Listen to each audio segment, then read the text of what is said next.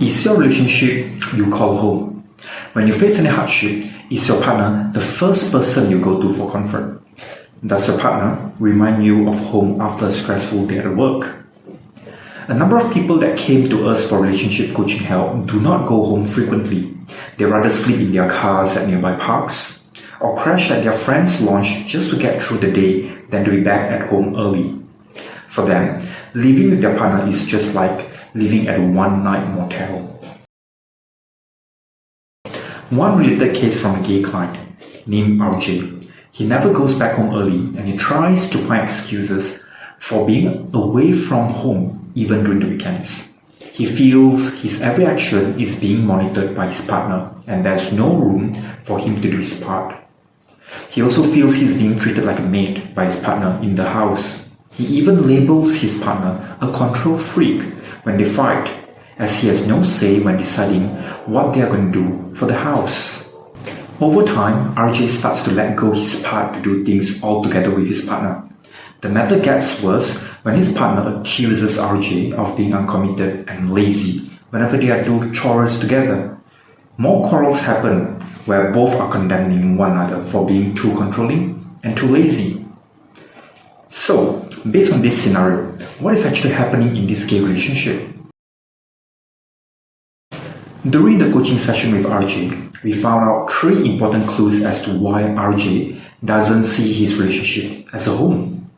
First clue, the house is owned entirely by his partner. Second clue, the house has been occupied by his partner long before they start to live together. Third clue, his partner's living habit has been embedded in the same constant living environment for years. For RJ to move in and to live together is quite challenging for his partner to embrace new change towards the same environment. And to change the living space is quite threatening for his partner because his partner has already get used to such living pattern of his own for a long time.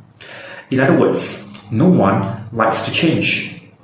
It makes sense why RJ decides to let go his commitment as he has no power nor position over the house internal affairs.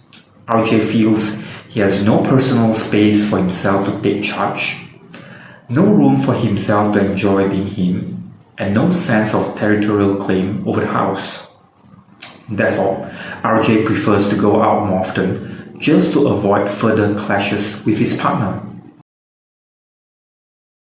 When we apply the couple solution technique called Wheel of Resolution for RJ's relationship case, we found out that his partner is struggling with trusting RJ to take good care of the house together. Every time when RJ works on something in the house, his partner will interfere in the middle of the process. His partner is expecting RJ to follow every of his steps so that nothing will go wrong.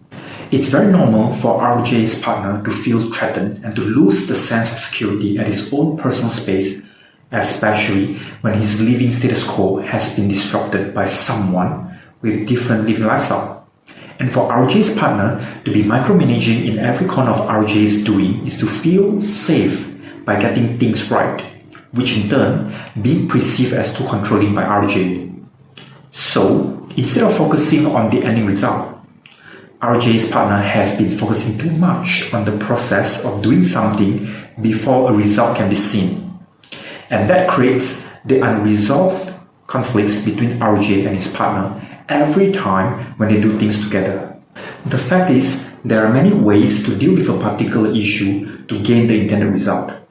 And the way RJ performs might be very different than how his partner's performance on the same thing to get the same result.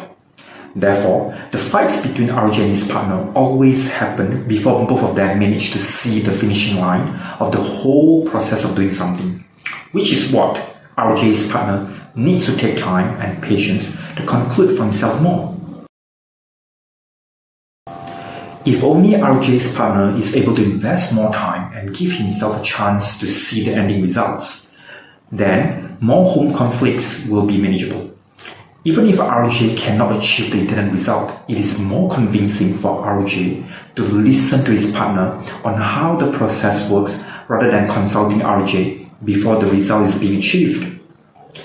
If you are in RJ's situation, what will you do differently?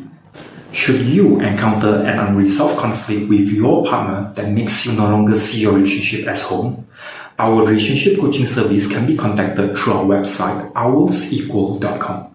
Our website also shows you our guidelines, how we deal with tough relationship problems if you would like to know more, how we can deal with yours. Because the way for you to achieve your relationship freedom is to break free from your love despair. I'm Relationship Coach Salazar, and thank you for your time.